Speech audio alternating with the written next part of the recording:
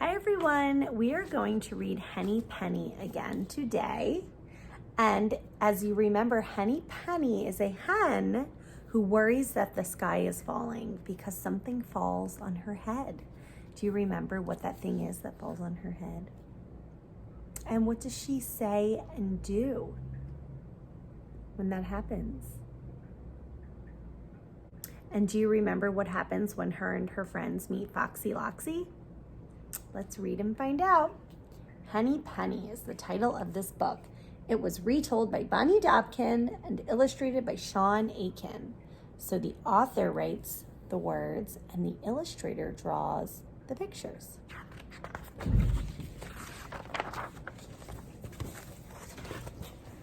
Henny Penny lived with her friends in a wonderful kingdom of forests, meadows, and ponds.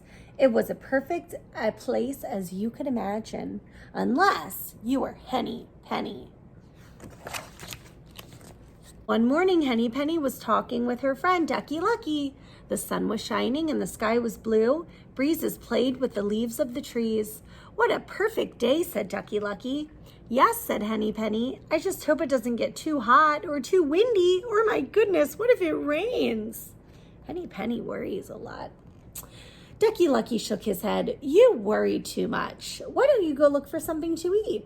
All right, sighed Henny Penny. I suppose I could hunt for some nice crunchy bugs. So Henny Penny wandered down the road, picking and flicking and pecking and checking. Finally, she stopped under an old oak tree. Bugs and grubs were everywhere. Well, these look tasty, said Henny Penny. I only hope I don't get sick from eating too much. Just then the wind puffed through the branches of the oak tree. It loosened an acorn. The acorn fell straight down and clunk! It hit Henny Penny on the head. Ouch! Cried Henny Penny. What was that? She looked around but didn't see anything. My goodness, the sky must be falling. I must go and tell the king. So what fell on her head? An acorn. And what did she say? The sky is falling. Henny Penny fluttered back down the road. Soon she passed the pond where her friend was still swimming. What's wrong? Asked Ducky Lucky. Henny Penny didn't even stop.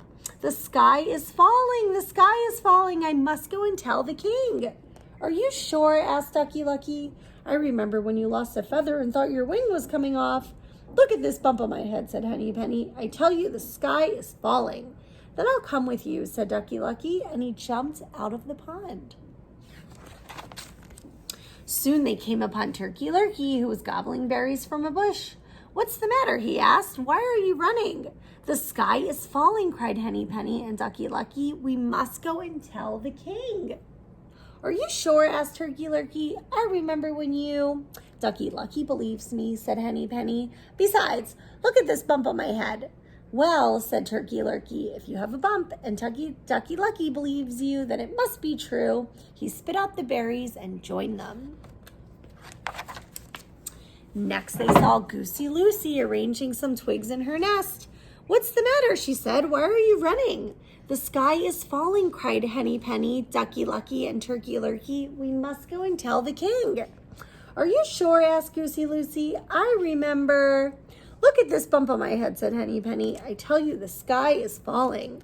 Well, said Goosey Lucy, if you have a bump and Ducky Lucky believes you and Turkey Lurkey has joined you, then it must be true. And she began waddling beside them as fast as she could. The four friends were nearing the forest. Cocky Locky was roosting on a tree branch, practicing his crow. What's the matter? He asked. Why are you running? The sky is falling, cried Henny Penny, Ducky Lucky, Turkey Lurkey, and Goosey Lucy. We must go and tell the king. Are you sure? Asked Cocky Locky. Look at this bump on my head, said Henny Penny. The sky is definitely falling. Well, said Cocky Locky, if you have a bump and Ducky Lucky believes you and Turkey Lurkey has joined you and Goosey Lucy says it's so, then it must be true. And he fluttered down from the branch. Why do you think Ducky Lucky and Turkey Lurkey follow Henny Penny, even though they know that she worries about everything and sometimes has silly, foolish thoughts about those things? Now the 5 friends hurried into the forest. They had gone only a little way when Foxy Loxy stepped out from a cluster of trees. "Oh my," he said, "you all look so distressed. Whatever is the matter?" "The sky is falling," cried Henny Penny, Ducky Lucky, Turkey Lurkey, Goosey Lucy, and Cocky Locky. "We must go and tell the king." I think that Ducky Lucky, Henny Penny, Turkey Lurkey, Goosey Lucy, and Cocky Locky are being very silly that they think the sky is falling.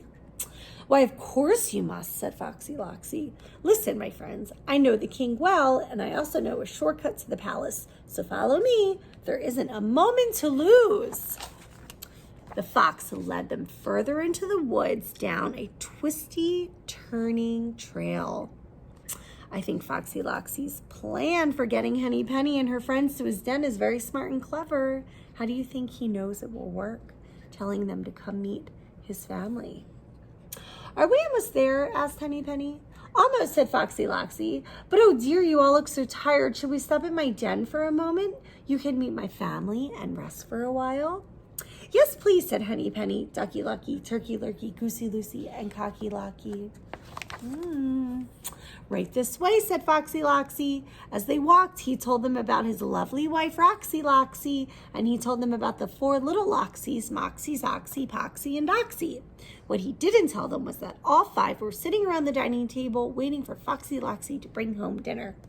"Well, here we are," said Foxy Loxy, stopping in front of a low rock ledge. He bowed and waved his arm toward a dark opening underneath, and Henny Penny, Ducky Lucky, Turkey Lurkey, Goosey Lucy, and Cocky Lucky all marched down into the fox's den. Now, 2 things didn't happen after that. The sky didn't fall, and no one met the king, but Foxy Loxy's family still talk about the wonderful feast they had that day.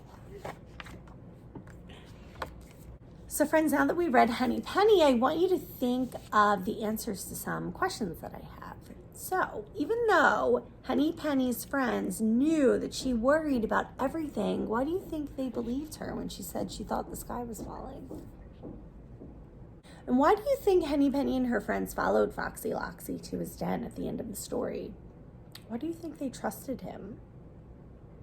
I wonder why Foxy Loxy didn't seem worried when Henny Penny and her friends said the sky was falling. Do you think he knew it wasn't true?